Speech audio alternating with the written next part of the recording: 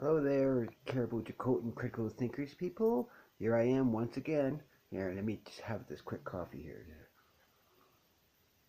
before I get started. Guess I should have did that before the video. Anyways, I want to say something that's been on my mind about global warming, climate change, and all that kind of stuff, and all the arguments and things like that. And well, it's global warming is real. It's happening. It's man-made, and and everyone gets it wrong though. Is what I don't. Like it's like there's all these cool inventions that they're coming out with, that uses CO2 and they can produce fuel out of it, and it scrubs the atmosphere and things like that. Well, and those things are all great and they're wonderful, and we need those things, but that alone is not enough. What I'm trying to say is, it's like when you're at a sweat house, right? In the sweat lodge, right? And you have these rocks around the fire, and the fire is heating up the rocks, and the rocks are hot, right? Okay, even if you stop the fire, put out the fire, the rocks themselves will still heat up quite a bit, actually, right? Before they start cooling down, and that's what's the real problem is the heat itself. We have to actually remove the heat in order to save the planet. Well, it's not that the planet itself is going to die. A lot of life forms will die, and a lot of ecosystems will get destroyed in the next, I don't know, 500 years or something like that, and a lot sooner actually, and in the near future too, because the ocean is heating up as well, right? And and a lot of there's naturalist environmentalists, and then there's science-based environmentalists, and a lot of these naturalist environmentalists, my it's an ideology, and they try to use science to fit in with the shoehorn into that ideology, right? And that's where a lot of the flaws come in, right? Because they think that somehow we're going to keep it the way it was.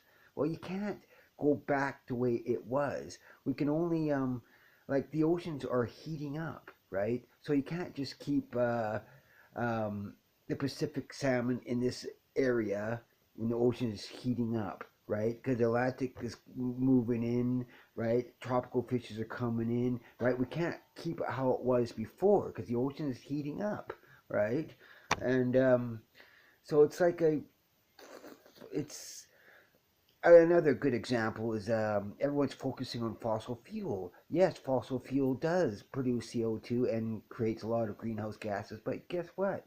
Um, Agriculture practices produce a lot, a lot. In fact, even slightly more greenhouse gases than fossil fuels, right? So you have to change your agriculture practices as well, right? It's not just one. It's not just one solution. There's like 20 things that you have to do, not just the one thing. And pretending that, oh, we'll just go to organic farming and things like that. Well, you know what? Organic farming actually produces more greenhouse gases, not less, right? That's why I'm a pro GMO. Because they use less land and produce less greenhouse gases, GMOs, right? But it's been vilified as evil and things like that, right? But people just don't understand what the hell they're talking about. I do actually, in this case, anyways, right? But oh, geez, you know, like think of it this way. When you're in a sweat house, right? And those rocks heat up, put out the fire, those rocks will still heat up, right? That's what the earth is like. That's what the ocean's happening to the ocean as well, right? And and we have to figure out a way to remove the heat itself, right? In order to prevent catastrophe or a disaster, what's going to happen in the near future, like 500, that's 500 years, or if not sooner, things are really going to get harsh. They're going to get way worse before they get better. Temporarily, it'll look like it'll get better because everything will be green. Oh, it's a little bit better, right? It's kind of cool. Extreme weather and stuff like that. That's another thing that people don't get. God, You know, like global warming doesn't mean the whole Earth is going to warm up simultaneously at the same time. Of course, there's going to be, like, the Arctic is melting rapidly, right? But all that water that melted in the Arctic is going in the atmosphere and then going to other areas of the Earth and then falling down in causing extreme weather changes. So, certain areas, tons of snow; other areas, rain; or other areas, droughts. Right? It's that's what's happening. That's what global warming is. Climate change and global warming is the same thing. And dumb people are saying, "Oh, they changed the title because a certain area it's not warming. In certain areas it's cold." You know what? You ever been in a bathtub, right? You have and you add and the water gets kind of cool, so you add hot water, or the opposite. If you have hot water and you add cold water, does it all get cold at the same time? Do it all get warm at the same time? Of course not. It's all switches around, and like cold spots here and warm spots here. That's what global warming is. I was going to say dummy, but it's not. That's a wrong word to say. But anyways, climate change is a real thing, and we can't just pretend there's a simple solution. We can't just pretend that, oh, remove CO2 from the atmosphere, it's going to save us. It won't. It won't save us. It might help in the future because there's a delayed effect. You know, um, like the CO2 and other greenhouse. You know what else is a greenhouse gas? Is is water. Water is a greenhouse gas. It's a very powerful greenhouse gas, right? So when you have more, um, like I remember these inventions were, what was it called again? These hydrogen batteries, whatever, or fuel, right? And it produces water vapor. I used to argue about how that actually promotes global warming too, because water vapor is a very powerful greenhouse gas, right? So that was a big fad, I guess, you know. But I just want you guys to all be aware of this. We have to not just remove CO2 or methane.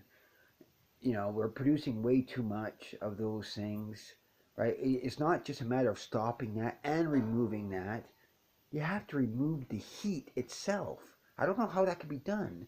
I know that tornadoes are a nature's way of removing heat. When like they say that if it wasn't for tornadoes, the oceans would have boiled away a long time ago before life evolved on this planet. So tornadoes is a natural way of reducing heat um, in the earth, right? Maybe you can manufacture artificial tornadoes or something like that. I don't know, but you know, we have to remove the heat as well as the greenhouse gases. That's all I'm saying. And pretending that we could somehow, like the oceans is, as I said already, the oceans are warming, right? So we're getting these tropical fishes coming in. We're getting Pacific fat. That's another big thing, these fish farms, which also annoy me. In fact, I don't believe in having fish farms in the ocean. That's actually bad because they're picking up all these weird diseases, sea lice, and other pollutions from the ocean, and they're getting into the fish farm and they're magnifying an already existing problem. I do believe in fish farms on land though, because they've shown to produce zero pollution, zero, as in none, right? And we have perfectly safe, healthy freshwater fish on land in these big tanks, and they've showed that they work quite well, right? But everyone's all, no one does it. I don't know why, right? Uh, Google fish farms on land and check out the data yourself, right? It's undisputable. Zero pollution, zero diseases, right? Because, what? I don't really trust fish from the ocean anymore. Because there was another study, and I think it was with Inuit people who eat a lot of seafood. The doctors were giving warnings to pregnant women or nursing Inuit women from eating too much seafood because it has a lot of pollution from the oceans, like mercury and stuff, and it affects the development of the minds of the babies being born. And like that is not a good thing. Although eating fish is very good for you, so long as it's not full of mercury and other toxins from the ocean or parasites and stuff like that. So I just want you guys to all be aware of this kind of information and think about it.